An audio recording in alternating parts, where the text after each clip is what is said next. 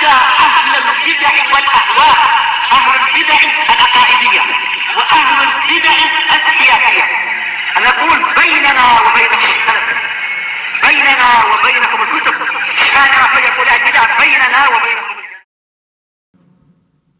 Bismillahirrahmanirrahim. Alhamdulillahirabbil alamin, wassalatu wassalamu ala rasulihil amin wa ala alihi wa ashabihi wa man tabi'ahum bi ihsanin ila yaumiddin. Amma ba'd. Pada pertemuan yang lalu kita telah masuk pada kaidah al-wasail laha ahkamul maqasid. Dari sini kita ketahui bahwasanya mawalidul ahkam terbagi jadi dua, ada maqasid, ada wasail. Nah, maqasid menjadi tujuan yang terkandung padanya maslahah atau mafsadah. Kalau terkandung padanya masalah berarti tujuan yang baik, tapi kalau terkandung padanya mafsadah, tujuan yang buruk. Maka kaidah ini wasilah hukumnya mengikuti kondisi maqasidnya. Nah, dan telah kita lewati bahwasanya maka wasail itu sendiri ada memang jelas-jelas mansus ditetapkan hukumnya. Nah, seperti wudu, wasilah untuk salat, tapi telah datang perintah khusus untuk wudu karena pentingnya wasilah tersebut. Kemudian yang kedua, wasilah-wasilah yang tidak datang nas tentang hukumnya, dari wasilah yang sifatnya mubah. Dari sini kita ketahui ikhwan bahwasanya untuk mencapai tujuan yang baik maka harus maqasid, harus wasailnya dari perkara yang mubah pada asalnya. Sedangkan perkara yang pada asalnya sudah muharramah tidak akan bisa berubah keharamannya dengan baiknya tujuan. Ini penting untuk diketahui bahwasanya kaidah al-wasail laha ahkamul maqasid. Nah, wasilah ini dipersyaratkan harus apa? Harus dari wasilah yang mubah pada asalnya. Nah, pada asalnya mubah. Nah, karena kalau wasilah itu pada asalnya adalah muharram, maka tidak akan mungkin berubah menjadi baik dengan baiknya tujuan. Contohnya seperti pemilu. Tayyib. Pemilu banyak dikatakan oleh para harakiyun. Ini kan wasilah, tujuannya untuk mencapai khilafah Islamiyah, tujuannya untuk bisa mengubah sistem dari yang kufri menuju sistem yang islami kalau menang dalam pemilu. Nah, ini semuanya adalah salah kaprah dalam penerapan kaidah. Karena wasilah yang muharramah tidak akan bisa menjadi halal, tidak akan bisa menjadi baik apabila walaupun tujuannya itu baik. Karena syarat wasilahnya itu harus wasilah yang mubahah pada asalnya. Nah, sekarang kita masuk pada penjelasan Imam As-Sa'di rahimahullahu taala. Wasailul umuri kal maqasidi wahkum bihadzal hukmi lizawaidi. Kita baru mengambil potongan awal bahwasanya wasilah-wasilah suatu perkara hukumnya seperti maqasidnya. Kemudian pada potongan kedua, ikhwan, wahkum bihadzal hukmi lizawaidi, ini kaidah turunan dari kaidah umum al-wasail laha ahkamul maqasid yang nanti akan disinggung oleh Imam As-Sa'di di akhir syarahnya. Kita baca dulu syarah beliau. Qala ya'ni anna al-wasaila tu'ta ahkamul maqasid. Fa idza kana ma'muran bi syai'in kana ma'muran bima la yatimmu illa bihi. fama la yatimmul wajibu illa bihi fahuwa wajib, wa ma la yatimmul masnunu illa bihi fahuwa masnun. Maksudnya yaitu bahwasanya wasilah-wasilah diberi hukum seperti hukum-hukum tujuannya. Jadi wasilah-wasilah diberikan apa? Kepadanya hukum-hukum tujuannya. Kalau maqasid itu padanya maslahah dan merupakan perkara yang diperintahkan, maka berarti wasilahnya juga diperintahkan. Nah, dan sebaliknya. Cuman syaratnya tadi wasilahnya itu minimalnya harus dari perkara yang apa, Fadil? Perkara yang mubah. Taib. Qala fa idza kana ma'muran bi syai'in kana ma'muran bima la yatimmu illa bihi. Sehingga apabila itu adalah suatu perkara yang diperintahkan. Naam. Taib. Fa idza kana ma'muran bi syai'in kana ma'muran bima la yatimmu illa bihi. Ya, kalau perkaranya itu merupakan perkara yang diperintahkan, ya, maka berarti terkandung dalam hal itu juga apa?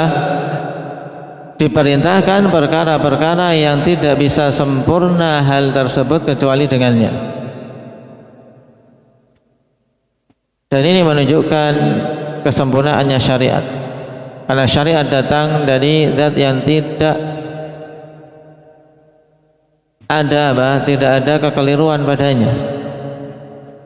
Dari zat yang maha mengilmui segala sesuatu, maha bijaksana pada semua ketetapannya.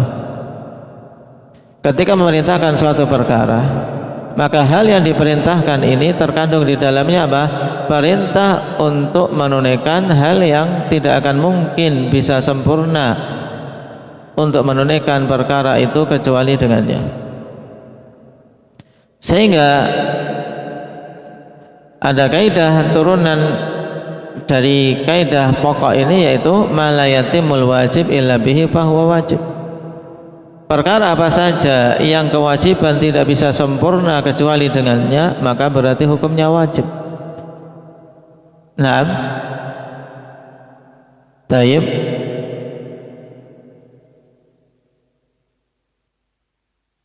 Kemudian wa ma la yatimul masnunu illa bihi fahuwa masnun.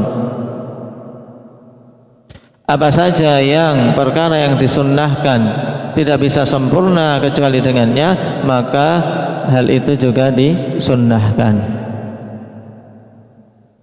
Taib. Dan ini termasuk kaidah usuliyah yang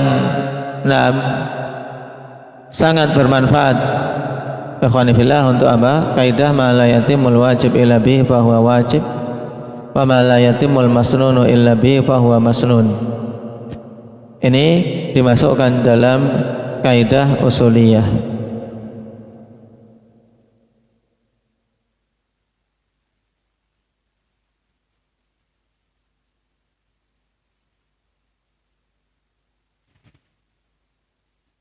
Qala wa idza kana manhiyan 'an syai'in kana manhiyan 'an jami'i turuqihi wa wasailihi al-muwassilati ilaih. Nah, maka apabila satu perkara itu terlarang, maka hal yang dilarang itu tercakup padanya pelarangan terhadap semua jalan-jalan dan wasilah-wasilah yang mengantarkan kepadanya. Dan untuk kalimat ini yang dinamakan oleh para ulama dengan apa? Kaidah saddud dzara'il muharramat. Saddud dzari'ah. Ya, kaidah saddud dzari'ah diambil dari kaidah induk apa? Al-wasail laha ahkamul maqasid. Kaidah saddud dzari'ah, yaitu menutup celah-celah yang mengantarkan kepada keharaman. Karena dalam syariat kita semua hal yang mengantarkan kepada keharaman dilarang. Nah, semua hal yang mengantarkan kepada keharaman dilarang. Dengan perincian yang insyaallah akan kita ambil pada pembahasan-pembahasan berikutnya. Ini diambil dari kaidah al-wasail laha ahkamul maqasid. Kenapa? Karena ketika suatu hal dilarang, terkandung di dalamnya pelarangan wasilah-wasilah yang akan mengantarkan kepadanya. Allah melarang zina, maka terkandung kepadanya pelarangan semua sarana-sarananya mengantarkan kepada perzinaan.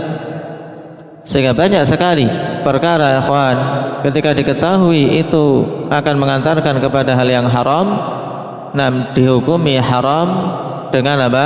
Dengan landasan saddud dzari'ah. Untuk menutup celah celah menuju apa? Menuju al-muharramat. Sehingga lengkapnya saddud dzari'atil muharramat. Saddud dzari'atil muharramat. Perhatikan contoh-contoh yang dibawakan oleh Imam As-Sa'di di sini. Qala fal wasilatu ilal wajibi wajibatun kal masyi ila salati lil fardhah. Sehingga wasilah yang mengantarkan kepada sesuatu yang wajib, maka hukumnya wajib juga. Kenapa? Al wasail laha ahkamul maqasid. Contohnya berjalan menuju sholat untuk sholat fardu, maka wajib. Antum tidak bisa menunaikan sholat fardu kecuali harus berjalan menuju masjid, maka wajib untuk melakukan perjalanan tersebut menuju ke masjid.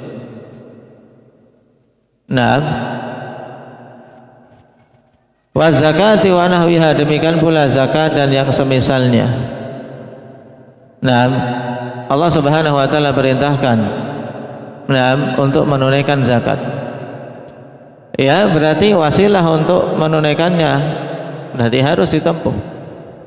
Menghitungnya, kemudian mengambilnya dari bagian harta kita, kemudian menyerahkan kepada yang berhak. Karena belum dikatakan seorang menzakati hartanya sampai menyerahkan kepada mustahiknya. Berarti hal-hal tersebut hukumnya semuanya wajib untuk dilakukan oleh mukallaf yang hartanya sudah terkena zakat, mencapai nisab dan telah penuh 1 haul. Wal jihad, demikian pula jihad. Wasail laha ahkamul maqasid, ketika tujuannya untuk meninggikan kalimat Allah Subhanahu wa taala. Maka seorang misalnya olahraga, seorang memperkuat fisiknya dengan tujuan untuk isti'dad lil jihad, persiapan untuk jihad, menunaikan perintah Allah, wa'iddu lahum mastata'tum min quwwah, persiapkan kekuatan yang kalian mampu, maka seperti tujuannya hukumnya, padanya kemuliaan. Wa ada'il huquqil lazimah ka huquqillahi ta'ala wa huquqil walidaini wal aqarib wa zaujati wal mamalik, dan penunaian hak-hak yang wajib. Al-huquq al-lazimah ay al-huquq al-wajibah, penunaian hak-hak yang wajib seperti hak-hak Allah, hak-hak orang tua, hak-hak kerabat, istri, budak-budak. Fama la tatimmu hadhil umur illa bihi fahuwa wajib. Sehingga apa saja yang perkara-perkara ini tidak akan bisa sempurna kecuali dengannya, maka hukumnya wajib.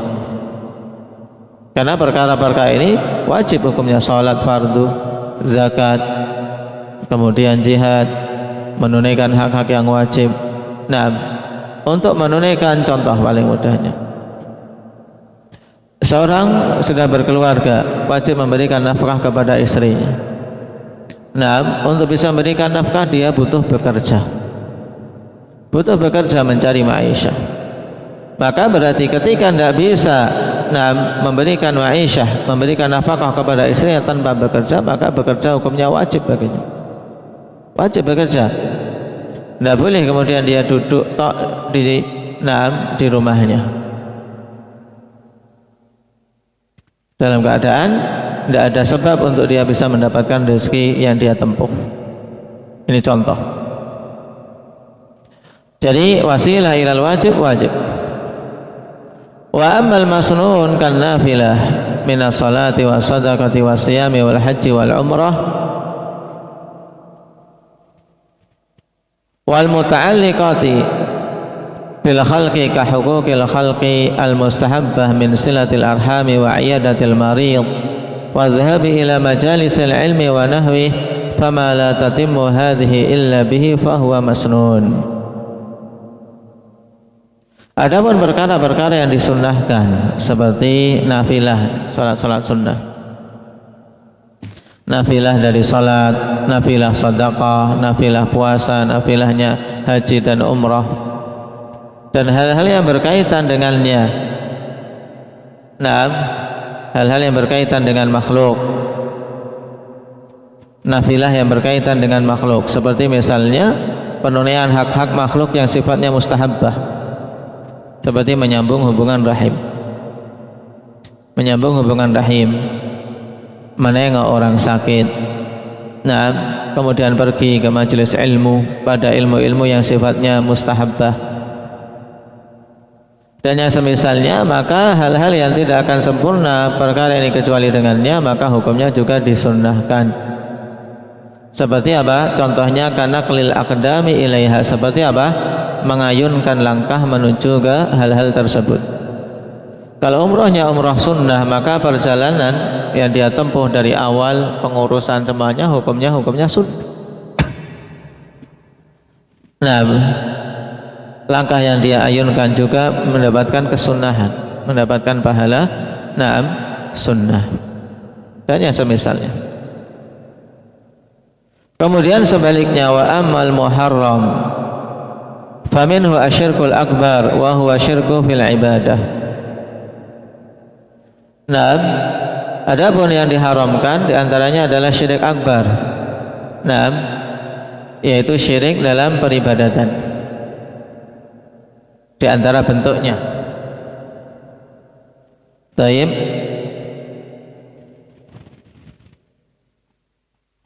Fayahrumu kullu qaulin wa fi'lin yufdi ilaih. Maka haramlah semua perkataan dan perbuatan yang akan mengantarkan kepada kesyirikan. Ditutup semua pintu-pintu yang mengantarkan pada kesyirikan. Wa yakunu wasilatan qaribatan ilaih, dan menjadi hal tersebut wasilah yang dekat kepada kesyirikan. Wa yakunu syirkan asghar, mithlul halif bi ghairillah. Bisa saja hal itu berupa apa? Berupa syirik asghar. Seperti apa? Bersumpah atas nama Allah Subhanahu wa bersumpah dengan selain nama Allah. Wa ta'zimil kubur, mengagungkan kubur. Wa tabarruk biha, dan tabarruk kepada kubur. Alladzi lam yablugh rukbatal ibadah, yang mencari barakah pada kubur tapi tidak mencapai tingkatan ibadah.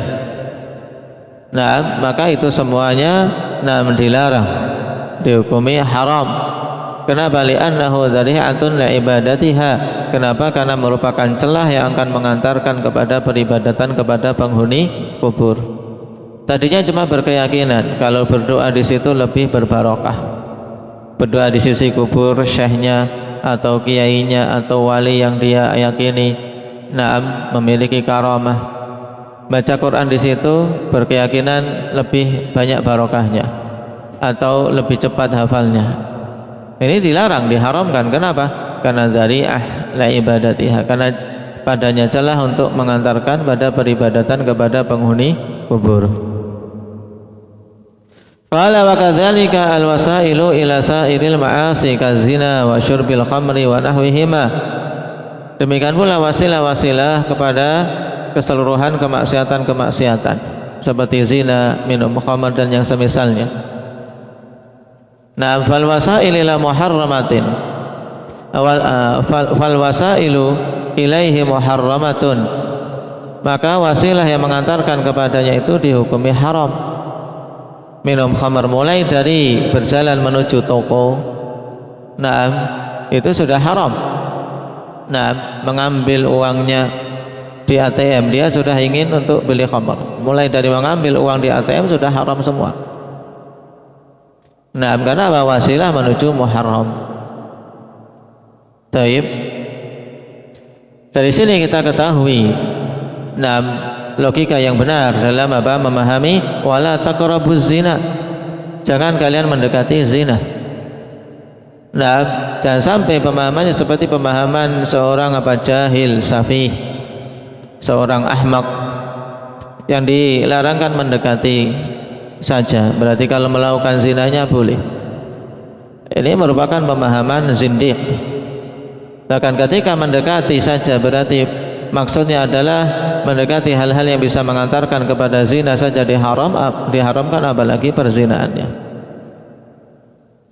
Karena menunjukkan perintah untuk betul-betul menjauh. Wala taqrabu. Maksudnya apa? Ibta'idu, menjauhlah kalian. Jadi fal wasailu ila muharramatin muharram. Wasilah menuju perkara yang haram diharamkan. Wal wasilatu ilal makruhi makruhun, dan wasilah yang mengantarkan kepada hal yang makruh maka makruh juga. Qala, kemudian Imam As-Sa'di mengatakan wa hadhil qa'idatu min anfa'il qawaidi wa a'zamiha wa aktsariha fawaid wa la'allaha yadkhulu fiha rubu' din.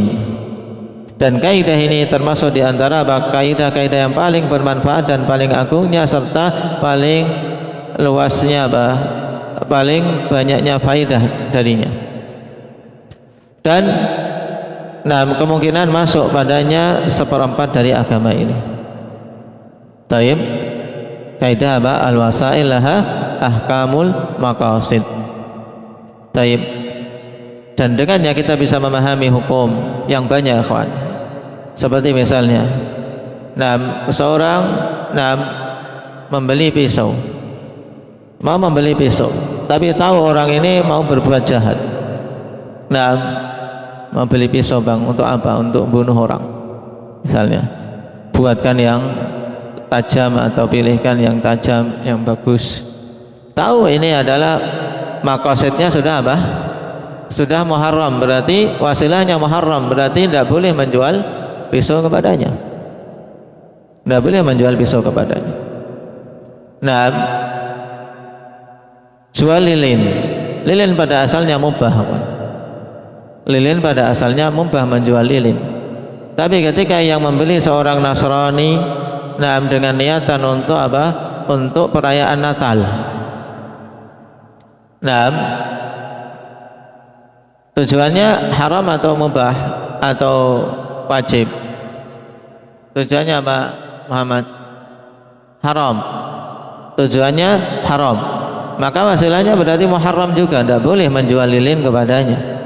Ini sangat banyak perkara, kawan, kita bisa mengetahuinya, mengetahui hukum. Karena apa? Perkara mubah tadi terkadang berubah hukumnya menuju haram atau menuju wajib atau menuju sunnah ataupun makruh sesuai dengan tujuannya. Ini pada perkara yang asalnya mubah. Maka pahami kaidah ini dengan baik. Al-wasailaha ahkamul maqasid. Kemudian untuk bait akhir dari atau bait potongan bait ini, wahkum bihadzal hukmi lizawaidi. Insyaallah kita akhirkan pada pertemuan yang akan datang. Subhanakallah wa bihamdika asyhadu an la ilaha